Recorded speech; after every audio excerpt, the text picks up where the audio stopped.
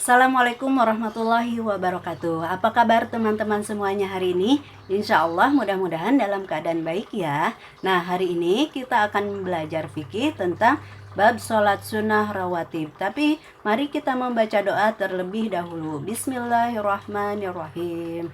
Nah, hari ini kita akan membahas sholat sunnah rawatib. Tapi sebelumnya Miss mau tanya nih, kalian sudah sholat belum hari ini? Nah, jangan lupa ya teman-teman, kenapa? Karena sholat itu hukumnya wajib. Dan kalian walaupun kalian masih kecil, kalian harus membiasakannya dari sekarang. Biar nanti besar sudah terbiasa dengan melaksanakan sholat. Baik, teman-teman semuanya, kalian tahu nggak, selain kita diwajibkan melaksanakan sholat wajib yang 5 kali dalam satu hari, kita juga dianjurkan untuk melaksanakan sholat sunnah. Di antaranya yaitu sholat sunnah rawatib. Nah, hari ini kita akan membahas beberapa hal tentang materi ini, yaitu yang pertama, arti dari sholat sunnah rawatib. Yang kedua, tujuan sholat sunnah rawatib. Yang ketiga, niat sholat sunnah rawatib. Yang keempat, waktu sholat sunnah rawatib. Yang kelima, bilangan rakaat sholat sunnah rawatib. Yang keenam, keutamaan dari sholat sunnah rawatib.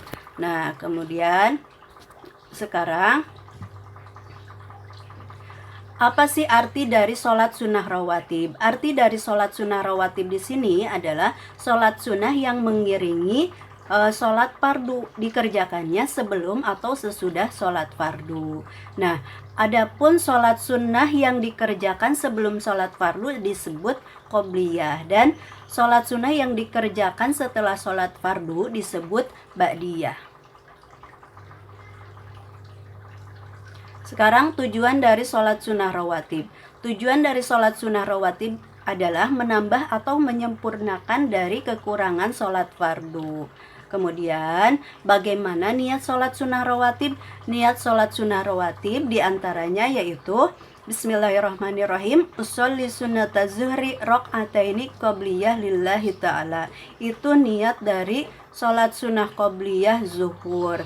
Jadi yang tadi adalah niat sholat sunnah sebelum zuhur. Yang kedua, usolli sunnata zuhri rok'ataini ba'diyah lillahi ta'ala. Itu niat sholat sunnah ba'diyah zuhur, sholat sunnah setelah sholat zuhur. Kemudian usolli sunnata maghrib rok'ataini ba'diyah lillahi ta'ala. Itu niat sholat sunnah ba'diyah maghrib. Jadi niat sholat sunnah setelah maghrib. Usolli sunnata isya rok'ataini ba'diyah lillahi ta'ala. Jadi sholat sunnah ba'diyah isya. Kemudian usolli sunnata subhi rok'ataini qobliyah lillahi ta'ala. Itu niat sholat sunnah qobliyah subuh. Sekarang, kapan waktu pelaksanaannya sholat sunnah rawatib? Waktu pelaksanaan dari sholat sunnah rawatib yaitu dilaksanakan sebelum atau sesudah dari sholat fardu. Pelaksanaan sholat sunnah rawatib ini terbagi dua, yaitu yang mu'akad dan yang goiru mu'akad. Adapun yang mu'akad adalah artinya sangat dianjurkan, sedangkan yang goiru mu'akad ini kurang ditekankan dalam pelaksanaannya.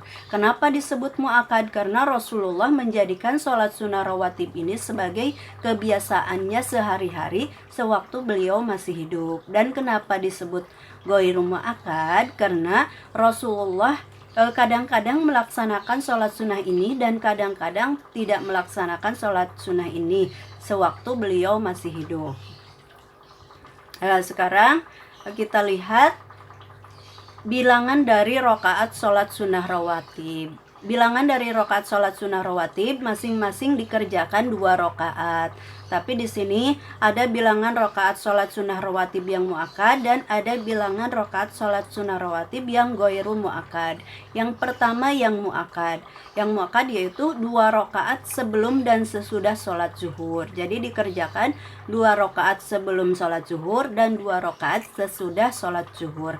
Kemudian 2 rakaat sesudah sholat maghrib, dikerjakan sesudah maghrib ya 2 rakaat. kemudian 2 rakaat sesudah sholat isya, dan 2 rakaat sebelum sholat subuh. Adapun yang termasuk ghairu muakkad diantaranya 2 rakaat sebelum dan sesudah sholat zuhur dikerjakannya setelah sholat sunnah muakkad yang di atas tadi. Kemudian 4 rakaat sebelum sholat asar, 2 rakaat sebelum maghrib, dan 2 rakaat sebelum isya. Itu beberapa bilangan dari rakaat sholat sunnah rawatib.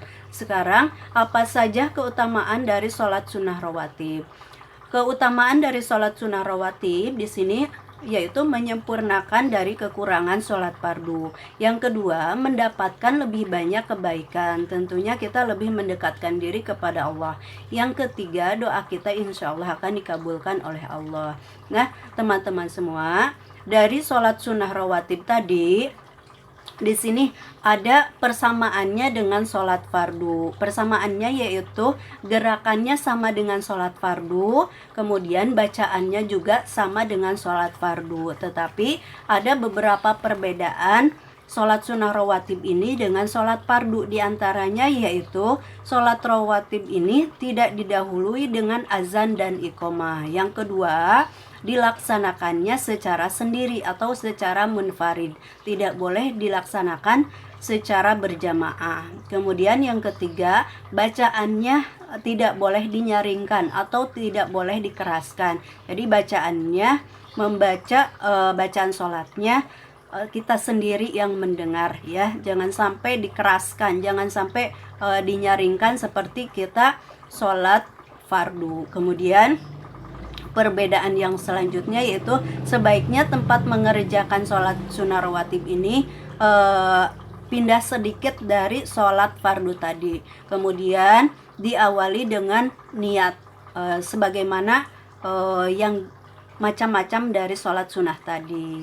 Demikian perbedaan dan persamaan dari sholat sunnah rawatib, dan mudah-mudahan kita laksanakan setiap hari, ya, kita jadikan kebiasaan sholat ini dalam kehidupan sehari-hari kita, dan mudah-mudahan materi ini bermanfaat untuk kita semua, dan Miss ucapkan terima kasih. Assalamualaikum warahmatullahi wabarakatuh.